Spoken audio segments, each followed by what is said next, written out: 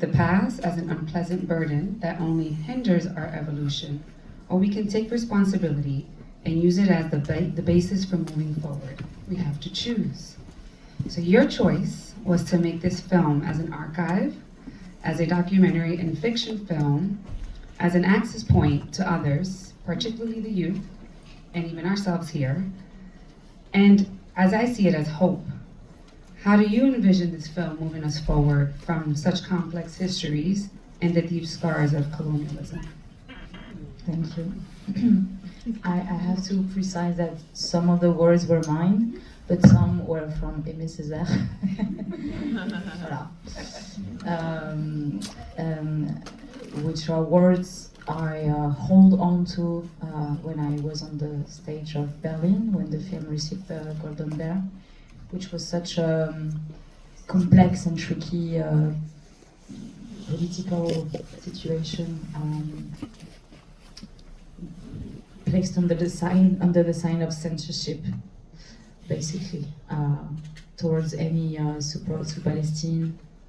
It was crazy, and Aimé Césaire words from Discourse on Colonialism gave me, I felt I really needed these words to go on stage and to hold on to them, and they resonate in such a insane, contemporary way at the extreme present.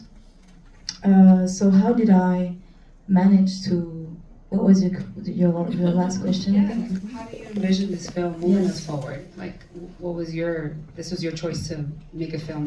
Yeah. I imagine an action to move forward. Yes, Mm-hmm.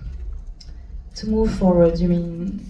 To move forward from the histories. Yes. From Well, I guess what was really fortunate for me as a filmmaker is that, and I'm not sure this chance will come again, because it's very rare to have been dreaming of a feature film for a couple of years, because in 2017, when I was finishing to write Atlantics, I had the intuition that my second feature would probably be about restitution, as a continuity to the themes that were already explored in Atlantics.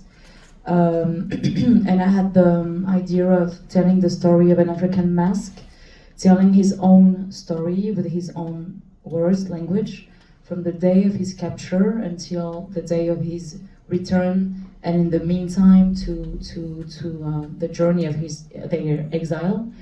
And I was about to begin to write this fiction when, which was actually, it was supposed to take place in the future. At least the repatriation of the African mask was supposed to be set in the future. And in 2021, after the pandemic, at a moment where I was about to decide to start writing that feature, I read in the press that 26 treasures from Dahomey were about to be repatriated in Benin from France, which felt like a very anticipated action, because once again, restitution was something quite futuristic for me, because we've been used to such mobility concerning the issues of restitution, reparation, that it felt almost and like an anticipation film to see this happen on the press. And so it was really a rush to be able to within this extremely present historical event, to be able to infuse the fiction idea I had in mind into that documentary frame. That was such an incredible process for me as a director, and it was also an incredible way to. It felt like I finally had the frame to be processing a lot of all this colonial legacy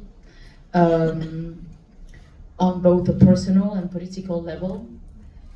and it felt like a meeting point between my own personal identity journey as a French Senegalese woman, meeting with an immense collective one, which is the journey of these artifacts who are also symbolizing the journey of a whole community of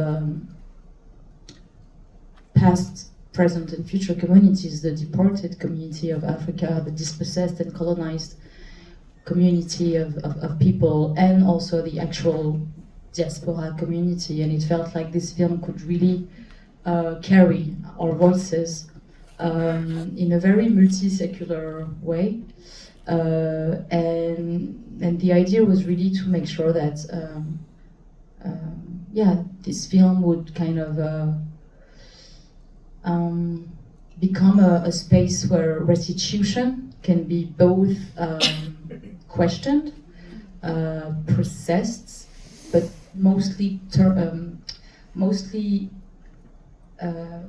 vers. Open to the future. Tourné vers. Turned towards. Thank you. Turned towards a certain Beninese youth, which we're not silent so far, but which nobody really cares what she thinks and what she has to say. And to me, it's an evidence that restitution and African youth cannot be separated.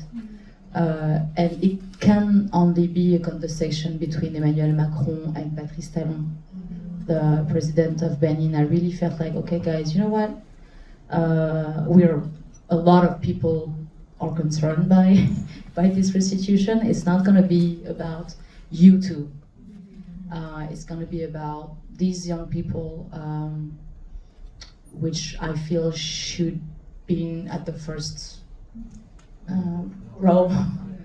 Yeah, and the artifacts themselves, which I wanted to depict as character, heroine, heroes, actresses, narrator of their own story,